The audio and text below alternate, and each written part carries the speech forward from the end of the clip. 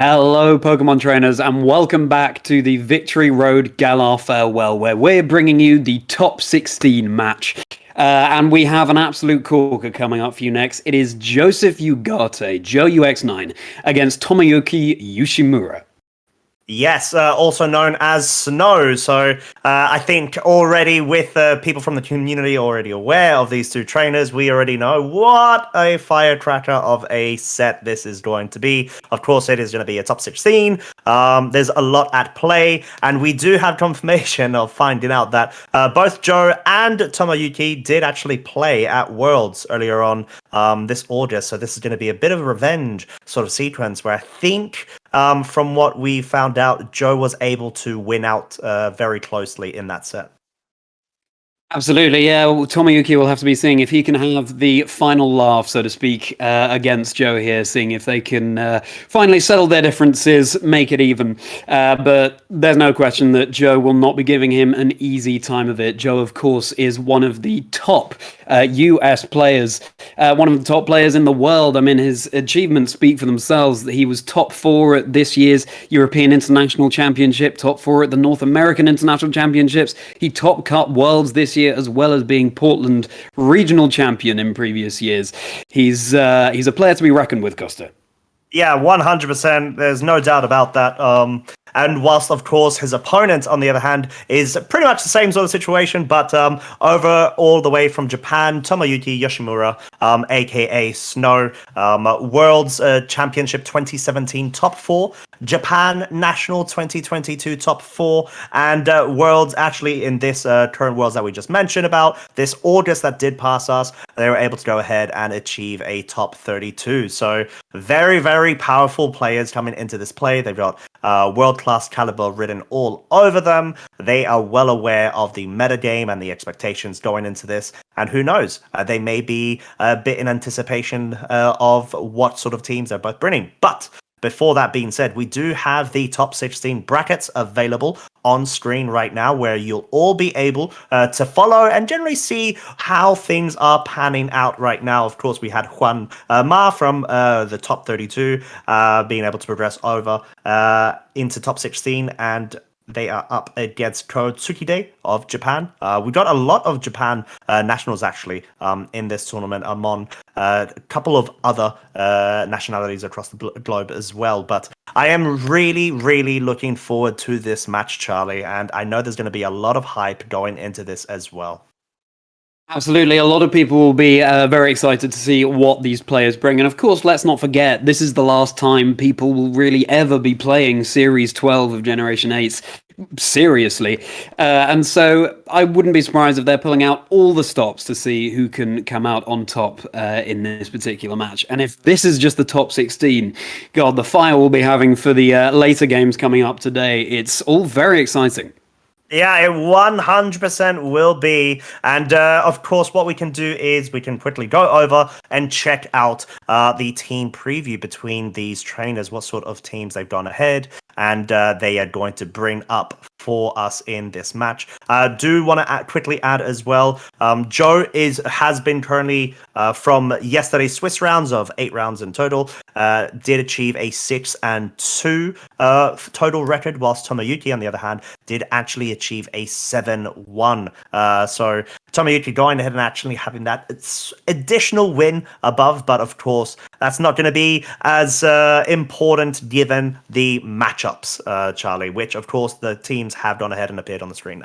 Yes, we can see them now. So Tomoyuki Yoshimura is running Zacian, Kyogre, Incineroar, Rillaboom, Whimsicott, and Thundurus. Meanwhile, from Joseph Ugarte, we see Lunala, Groudon, Incineroar, Charizard, Venusaur, and Grimmsnarl. These are very similar teams to what they were using to play each other against Worlds, and that just adds to the excitement from our end to see what tweaks they might have made, what they might know about each other's teams already, and what surprises they might be keeping up their sleeves for this particular match. One thing is for certain, though, and that is that Tomoyuki's team, it has the faster pace with that Whimsicott there, the Zacian, and the Kyogre. Meanwhile, on Joe's side, Lunala and Groudon, slower restricted, and might even be angling to set up a Trick Room, in which case the slower Pokemon would be moving first.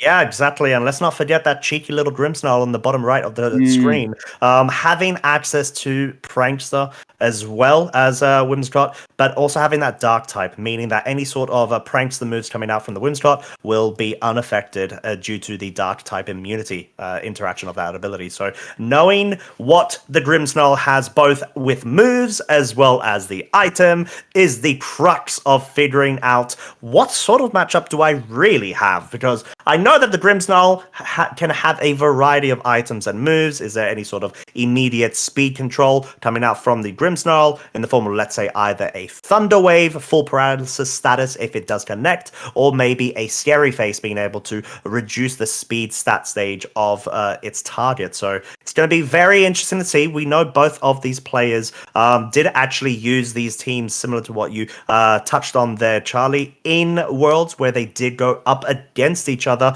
and I believe it was in day 2, and it was a win and in between Joe and Tomoyuki. Whoever would win would naturally progress to the top cut, which of course did end up being Joe, from what we did find out, but it was a very close set, so I am very excited to see how this will unfold today. Very close set indeed. And you mentioned the Grimmsnarl there. I think whichever way you cut it, Grimmsnarl is just an annoying Pokemon to deal with, isn't it? Whether it's setting up those screens or whether it's faking you out, whether it's scary facing you, it's just something you want to deal with sooner rather than later, even in the face of whatever massive offensive threat it is up paired with. But absolutely, I think anyone who was there at Worlds this year, spectators or players, will be excited to see how this particular rematch, let's call it, plays out. And we're about to get into the match now.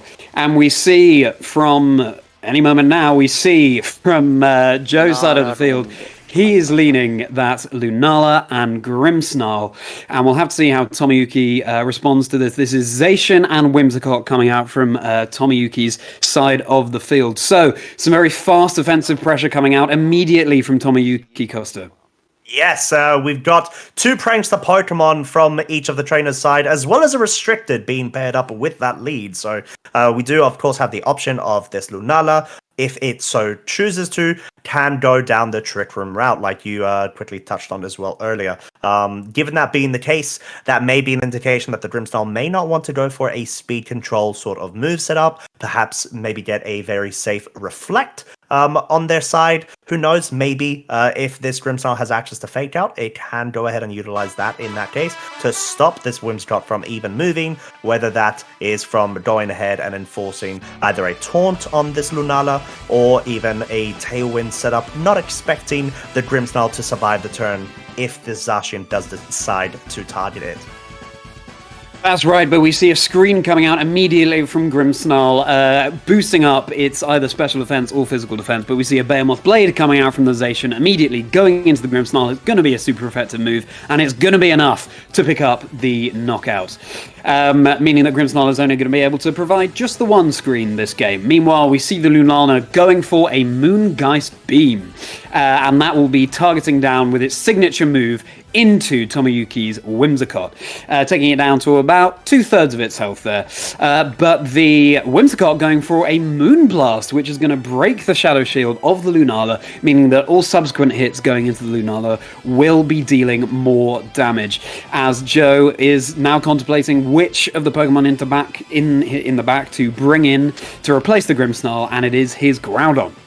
Yes, so the Groudon does come onto the field. It does immediately threaten that Zacian, as well as the Whimsicott if it so chooses to and has, let's say, a Fire-type move on it, or can deal enough neutral damage onto it. So in this situation, we did see that the Whimsicott did not actually set up any sort of Tailwinds, go for any sort of status-type moves, just wanted to break that Shadow Shield, and maybe even get a cheeky special attack drop if it could, as that is a secondary effect from that move. But in this situation, we do have the Lunala. It has not been subject to any sort of taunt as of yet. If the choice is there for Joe, he can take the Trick Room route once more, as we discussed, as I don't think this Zacian will be able to deal enough damage to pick off this Groudon.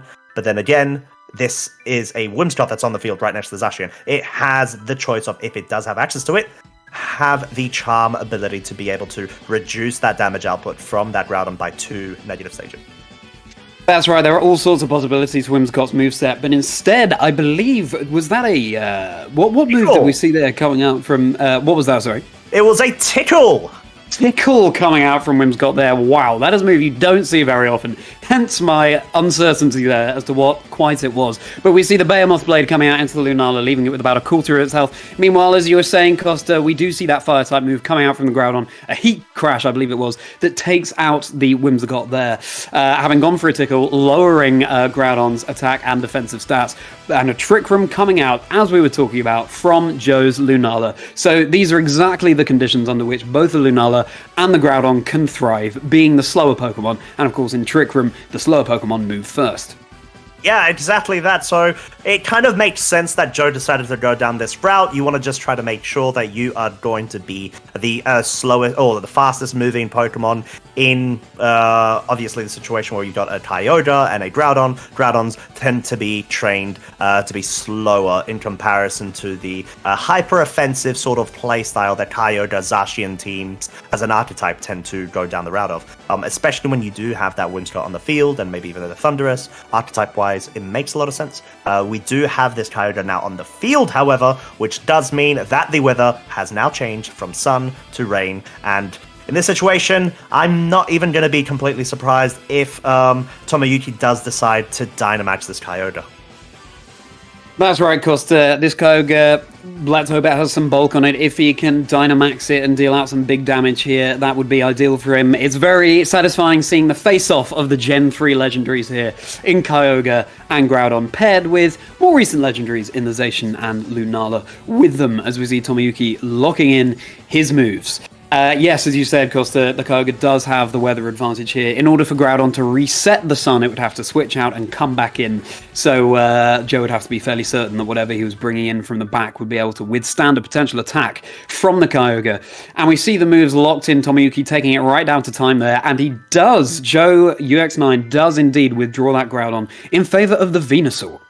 Yes, so the Venusaur is now on the field, maybe being a sort of sponge, a damage sponge of sorts, to allow Joe to immediately bring this Groudon in if this Venusaur does get KO'd for any reason, or to take a water-type move if it can even survive. But seeing that the Dynamax Kyogre is on the field, and if it does have a damage-boosting item, that's going to be a tough ask if there is no Focus Sash on this Venusaur, as we are going to be seeing that Lunala go for the Protect right now. Max Geyser comes out from this Kyogre, does go into that Venusaur slot indeed, does actually do more than half of its HP's worth, but not quite enough to be able to reveal a Focus Sash, whilst although we do have that double up, does guarantee the Venusaur is down for the count in Game 1, forcing potentially that Groudon to come straight back in.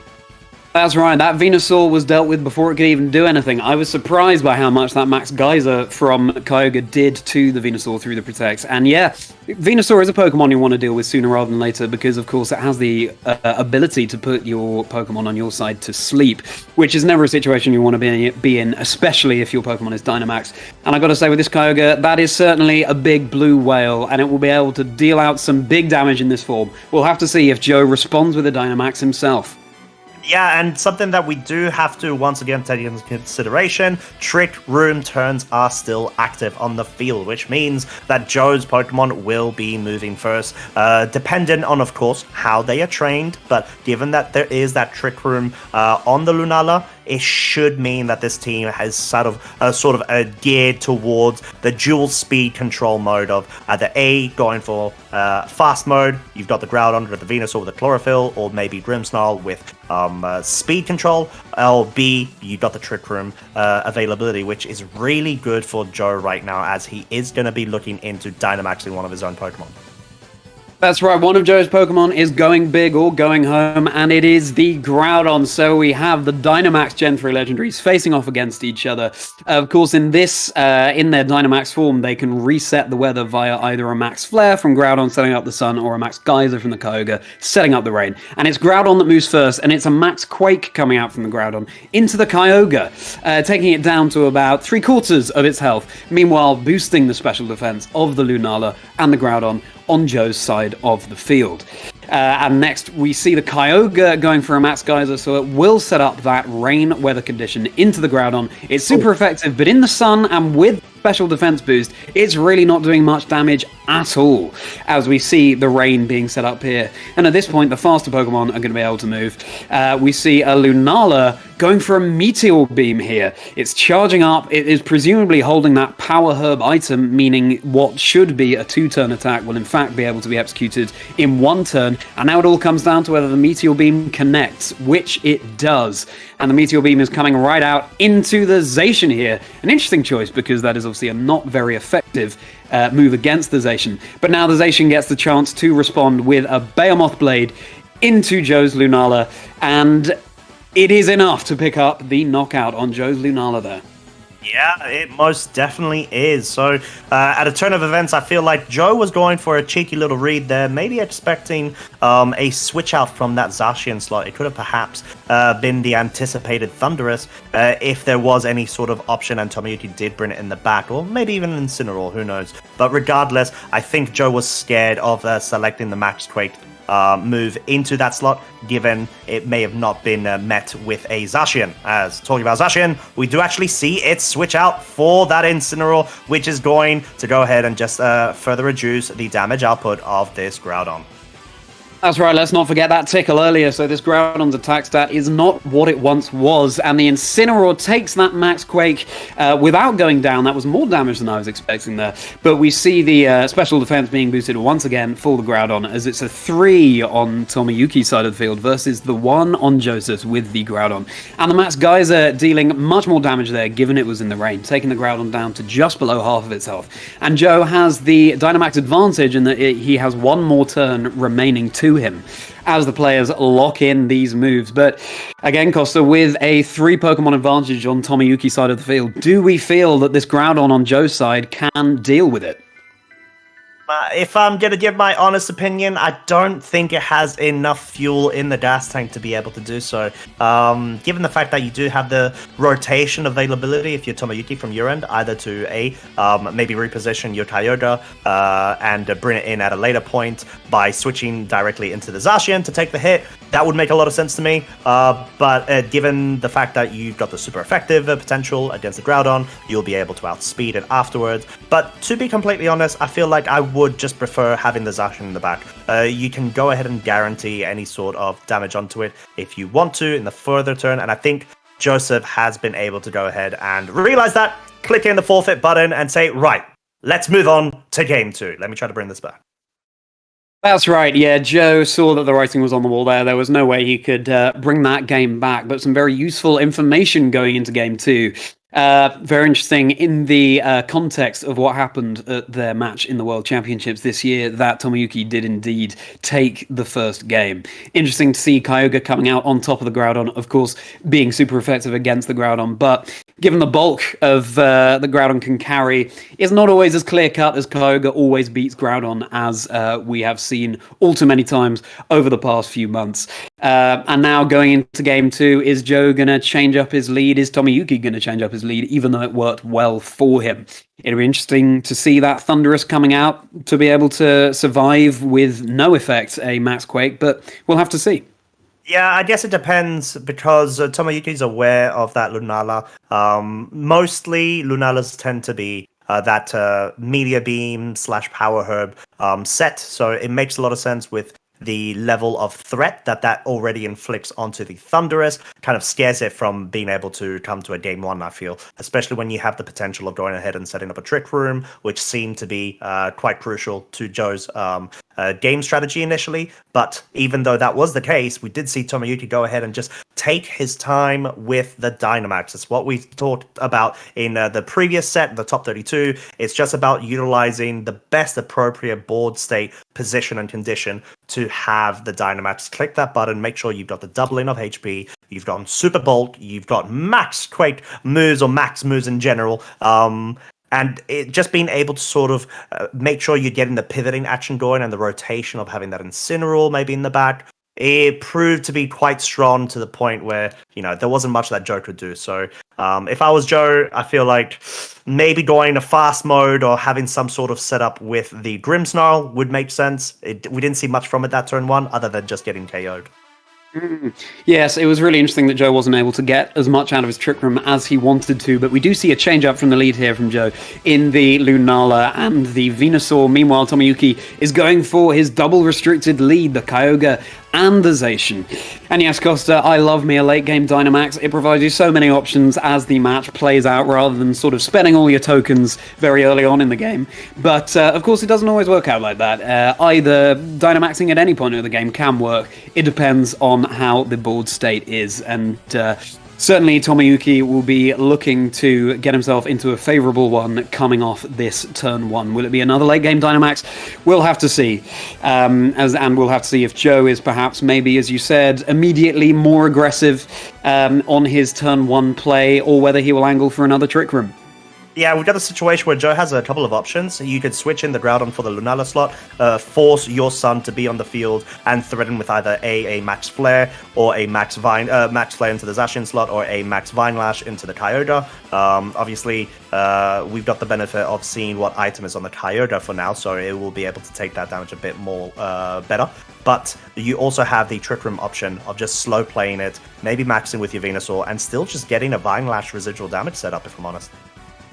That's right, that Vine Lash damage really does add up very quickly, and as you were saying, Costa, we do see the Groudon coming in, setting up the sun so that Venusaur can act very fast indeed. No Trick Room being angled for this time. This time, Joe is going to try and play Tomoyuki at its own game. And we see a miss of a move there coming out from the Venusaur, quite potentially a Sleep Powder, but not quite sure on that one, but that certainly would have been quite damaging to Tomoyuki to have had his Kyogre put to sleep. We did see a Water Spout coming out there from the Kyogre, which, given it's in the sun, didn't do as much damage as it could have done. But of course, being super effective against the Groudon, did not an insignificant amount of damage, about a third to a quarter of its health. Meanwhile, the Venusaur took that much better.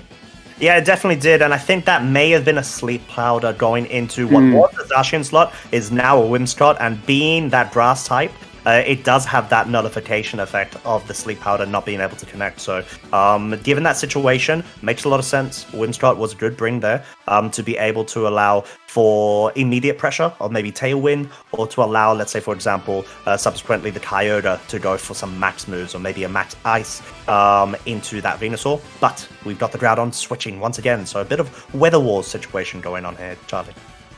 That's right, we see Lunala coming back in for the Groudon. We do see a max from Joe's side of the field. It has to be that Venusaur, because that was the one that was already on the field. And it's a really good point you made there, Costa. Of course, Whimsicott, being a grass type, is immune to those Sleep Powders, so a really useful thing for Tomoyuki to have up his sleeve. Venusaur goes big flower on the field.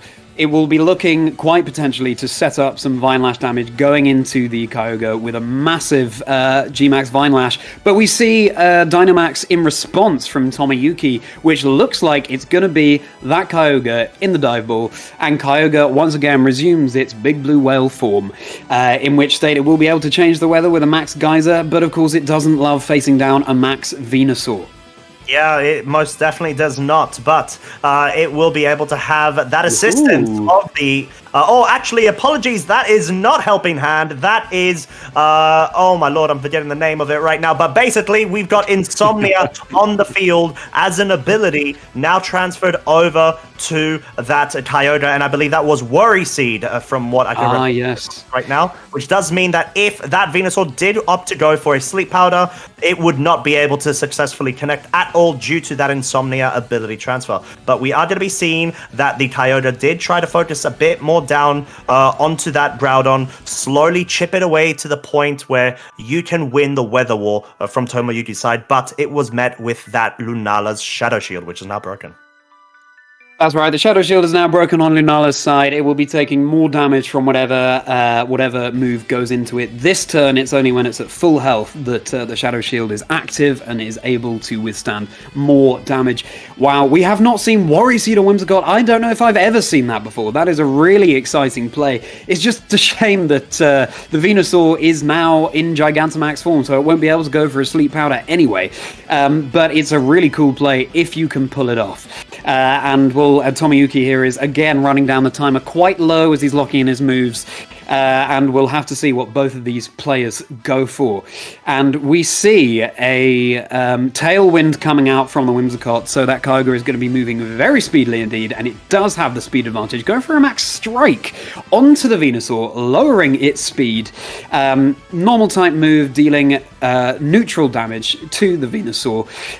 But I really enjoy seeing a max strike coming out. Meanwhile, the Lunala goes for what looked like a Moongeist beam there. And Venusaur is able to deal out a massive G-Max Vine Lash to the Kyogre, but in fact it took it much better than it could have done. Having said that, it is now down into the red health. Yes, it most definitely is. There's a lot to process there, given the fact that the Venusaur to go ahead and just deal that residual damage is super, super crucial. Of course, we see the Whimsicott is not affected by that due to its grass typing there. Seeing the match strike makes a lot of sense. It hits neutral onto the G-Max Venusaur, and in this situation, maybe an indication that there is no ice type move to be selected, or a potential fear of a weakness policy on that Venusaur. So a lot of different things to take into consideration here, but regardless, I think being able to get that match strike off does mean that you're able to enforce your own speed control via Dynamax and bring both the Venusaur and Lunala down to -1 speed, potentially force them out. It's a really good point there, Costa. Yeah, perhaps that is what tells us that there is no Ice-type move on the Kyogre there. But we see the Incineroar coming out from Tomoyuki's side of the field. Venusaur and Lunala not being physical attackers, they don't mind too much about that Intimidate drop to their attack stats. But of course, the Incineroar can really threaten the Venusaur with its Fire-type moves. But we see the Zacian coming in for Tomoyuki instead of that Kyogre. And here we see the Lunala going for a Protect, playing it very safe this turn, meaning that its Shadow Shield, even though it's broken, it won't be able to take any big damage from Tomoyuki's side. Meanwhile, a Max Quake comes out from the Venusaur into Tomoyuki's Incineroar, taking it down to about a third of its health, and of course, raising the special defense of this Gigantamax Venusaur and the Lunala in the process, as we see that G-Max Vine Lash damage ticking away at the Incineroar and the Zacian. Yeah, and there's a lot of different things that happened in that sort of instance as well. We saw a very good read from Tomoyuki's side, expecting a passive play from the Lunala, opted to switch that Zacian in case there's any sort of grass-type move that goes in that slot. We knew that at that time, there could not be any sort of sleep hours going on. You want to be able to preserve your rain.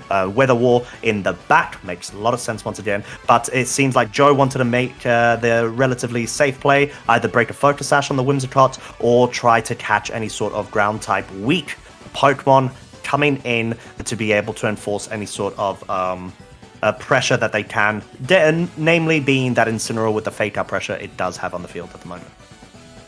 That's right, and it's really interesting to see that in this particular game, the Dynamaxes were used much earlier, and now neither player has the Dynamax advantage going into the late game. But we see the Groudon coming back out, setting back up the sun for this Venusaur to take advantage of. But the Venusaur, in fact, withdraws for Joe as well, as Joe sends out his own Incineroar to lower the attack stats of both the Zacian and the Incineroar on Tomoyuki's side of the field. It seems like now, Costa, we're getting into more of a board state of positioning, and these players making sure they're in the best possible place to deal as much damage as they can, as a Play Rough comes out, as well as a Throat Chop into the Groudon and picks up the knockout with a critical hit, which I'm not sure would have been crucial, but we're not sure.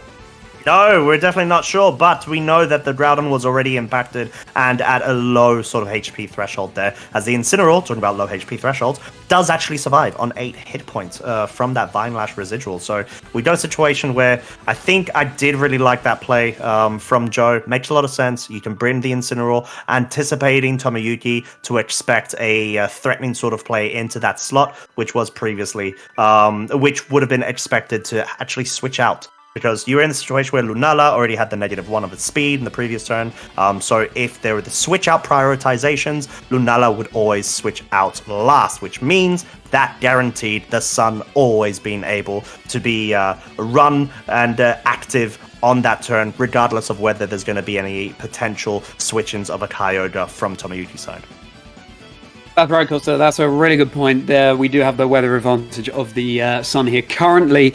Meanwhile, that Incineroar surviving on 8 HP, as we were saying in the previous game, that is infinitely more than 0. We'll have to see if it goes back into Tomoyuki's roster to be able to come back out and throw down and intimidate, but we do see the Zacian switching out for the Whimsicott on Tomoyuki's side of the field. Meanwhile, Lunala playing it safe and going for a protect. Meanwhile, whatever move was coming out from that Incineroar, presumably a Throat Chop, was going into the Lunala, but thanks to the Protect, it is safe from it. But we see a Flare Blitz coming out from the Incineroar on Joe's side, predicting perhaps that Whimsicott coming in, although it was a Zacian there beforehand, so would have dealt massive damage anyway. But thanks to the Focus Sash on the Whimsicott, it is able to survive. Yeah, it most definitely does, and that's why Focus Sash is so strong on a Whimsicott, and in general, any Pokemon that is susceptible to any sort of super effective move, like Flare Blitz in the sun from an Incineroar as well. So, in this situation, the Whimsicott can go ahead and still utilize a status type move right now. It could either go for, let's say, a Tailwind, maybe a Tickle, to set up for any reason, let's say, if there was to be expected. But in this situation, we've got Incineroar. It's likely going to be going down. If I'm Tomoyuki, I may just try to stay in with both of these Pokemon and bring in both of my restricteds fresh and anew without having to concede any damage dealt onto them.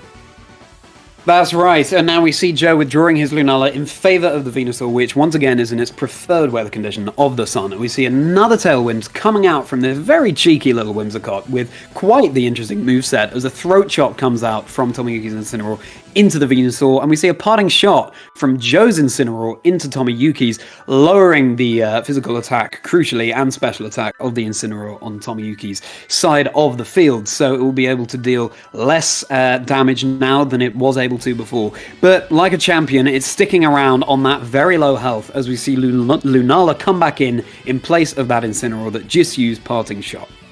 Yes, and we got a situation where Joe is saying, no, I'm not going to give you a free switch in, Tomoyuki. You're going to have to try to work really hard for it. And that's sort of what we're seeing with that switch in for the Venusaur, as well as the pivot action going of the Parting Shot. Makes a lot of sense. You want to try to reposition yourself, have the advantage with your own board state, and kind of enforce it onto Tomoyuki's side, because you're backed against the wall. You cannot let Tomoyuki run away with this, which he definitely has the options to. So in this situation, I think the fact that the Lunala has not yet gone down to a throat-chopping Incineroar is very, very strong and positive for Joe's advantage, and hopefully to his strategy looking into what's going to happen now. That's right. Considering the average level of health on both sides of the field in this game, the Lunala is certainly coming out on top. So Joe is going to want to preserve that as far as he can, although we do see a Throat Chop coming out from the Incineroar, and it's right down to about a fifth of its HP. Meanwhile, an Earth Power coming out from Venusaur is finally going to deal with the Incineroar on Tomoyuki's side. It goes down, but it stuck around for much longer than anyone was anticipating as a Trick Room comes out from the Lunala. Finally, Joe is able to get this set up, and perhaps in this situation, since the Whimsicott was able to set up the Tailwind recently, that is exactly the position that Joe wants to be in.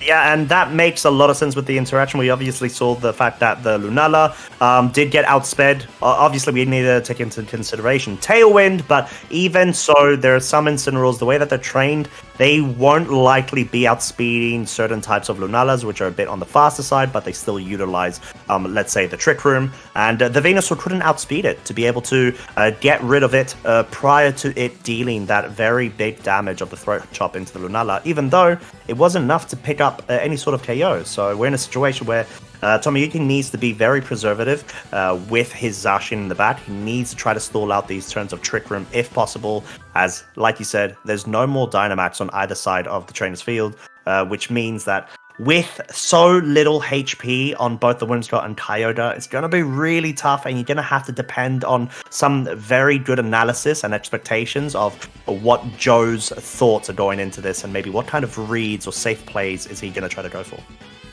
That's right. This really is, at this point, a game all about positioning. As a case in point, we see the Lunala for Joe withdrawing in favor of the Incineroar coming back in. It's really interesting to see this as opposed to a fairly fast-paced game one. The pace of this game is far slower, far steadier. Both these players know what's on the line. They're not going to take any chances, as we see another switch from Tomoyuki as well, as the Kyogre goes out in favor of the Zacian coming back in, getting that Intrepid Sword boost, boosting its attack stats. And Venusaur, meanwhile, goes for a, what looks like, it's not a Frenzy Plant, it goes for a Razor. Leaf Storm coming out. Thank you very much there, Costa, coming out into the Zacian, which, of course, being not very effective, doesn't take too much damage, as a Moonblast comes out from the Whimsicott into the Incineroar, which, compared to other Pokemon on the field and in the back, is on a good amount of health. That's something that everyone needs to be aware of, and I am starting to get anxiety over, is Tomoyuki's Your Time. It is currently on 43 seconds, and it is giving me that anxiety. Please input your buttons as quick as possible, your moves, because this may just be coming down to timer, dependent on what Tomoyuki's strategy is. That's right, perhaps Joe is going to be wanting to stall out the timer here, but yes, we've seen throughout this game and the previous one that Tomoyuki has been, no shame in it, taking his time, locking in his moves, but when it comes down to this situation where you could lose a game just based on the fact that you've taken too much time, then it could be a problem, as we see another Leaf Storm taking out the Whimsicott. This Venusaur, of course, the recoil of that Leaf Storm lowers the Venusaur special attack by 2 stages, so it's not going to be able to deal out much damage here, which is a favourable position for the Kyogre, for example, to come out back into. However, it's on such low health that it could be going down to basically any move coming out from Joe's side of the field, as Tomoyuki's Your Time keeps ticking away. Yes, exactly that. And in this situation, I think Joe's playing very smartly, trying to conserve, or should I say preserve, the Groudon with its son in the back up until Trick Room has expired, because you don't want to bring it in a bit too earlier on, which subsequently will mean that the Venusaur will unfortunately be moving last given Trick Room parameters. And no, we actually see a quick attack come out from the Zacian and pick off that Venusaur before it even could move. Yeah, that quick attack on the Zacian, it's a move you do see sometimes, but it's one that is always sort of in the back of your mind. It's one you never quite consider, and perhaps that will have taken Joe off guard there, as the Venusaur just goes straight down. And for a quick attack, that was a decent amount of damage coming out from the Zacian into the Venusaur. I wasn't quite sure if it would be able to pick up the knockout, but it was able to, as Lunala comes back out with its around 5th of health, and it has to be met with an Origin Pulse from the Kyogre, which is single target in the rain. It's enough to pick up the knockout. It's just a good thing the Origin Pulse connected. Exactly, and apologies for my miswording there. It was the Lunala in the back and not the Groudon as we had previously seen it get KO'd there. So the fact that that connected as well, the Origin Pulse, does leave Joe down to not the best sort of odds right now. Let's just say the least of. You got the double restricted from Tomoyuki's side, facing down against this Incineroar from Joe's. And even though your time is very low for Tomoyuki, all you need to do is connect with your moves.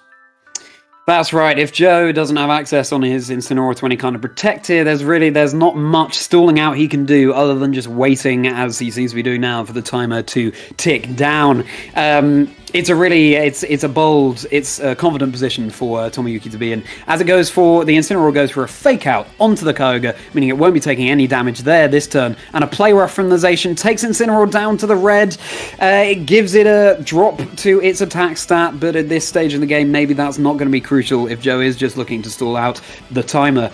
It's really coming down to the wire here, Costa, as the Zacian and Kyogre just trying to clinch this game before the timer ticks away.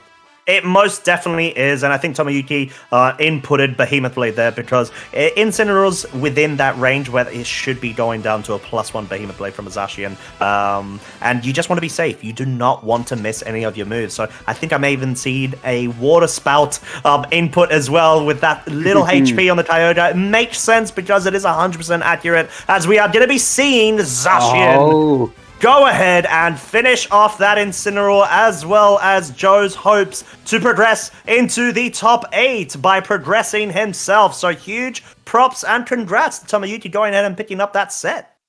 Absolutely fantastic play from Tomoyuki there. And as we were saying earlier, the fairy tale has ended. Tomoyuki has beaten Joe now, Joe having beaten Tomoyuki back at Worlds. So all's fair and square. I'm sure, of course, that Joe would like to be progressing further in the competition, but I think from our perspective, it's nice to see that both these players are so evenly matched. I'm sure that as time goes on, Tomoyuki for Joe and Joe for Tomoyuki, their opponents that they'll have their eye on each other. They'll want to be settling these old scores and want to be developing this narrative.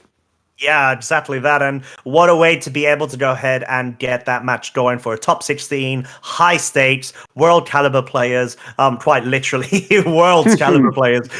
So I think being able to see that sort of interaction and the mind games going on between both trainers has been such a treat, and especially given the sort of pacing where you felt like, surely, okay, let's say in one example, oh, Joe's got the advantage, surely he's got Trick Room set up and everything that makes a lot of sense. But then Tomoyuki did so like incredibly well in that game too, to be able to find a way with two Pokemon, very low HP thresholds, one on 1 HP, another on 8 HP, I think the Kyogre, and then having the Zacian in the back whilst you've got no speed control on your side, was able to A, stall out the Trick Room turns, whilst B, control or damage control which Pokemon are going to be going down, which you kind of need to. And I think given the situation, having both the Kyogre and Zacian at the end still active and on the field and not KO'd was very, very impressive, high level play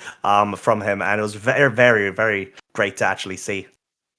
It really was, Costa. It's a really exciting game, and we have to talk briefly about that Whimsicott set. What we had the Tailwind and the Moonblast. Those are more expected, but Worry Seed and Tickle? Wow. I wouldn't be surprised if there's been no other trainer who's led that particular combination of moves on a Whimsicott. And the Tickle, you know, it was Tomoyuki who was able to clinch out the game in the end. So clearly those moves paying dividends. It would have been really satisfying to see a Sleep Powder coming out from Joe that was then rendered immune on Tomoyuki's side of the field via the Worry Seed. It's a really exciting moveset to see. 100%. So, if you want to see any more action like that, also go ahead and check out how Tomoyuki is going to be going ahead and progressing onto this tournament. Please remember to check out the socials and also stay tuned on this stream where the next match we're going to be cooking up for you lovely peeps at home will be the top 8. So we are going to go ahead and cut to hopefully not as long break as last time. So we do apologize about that, but don't go anywhere, or get some refreshments, should I say, first, and then come back and we'll try to get back to you as soon as we can with our next match. Thanks all.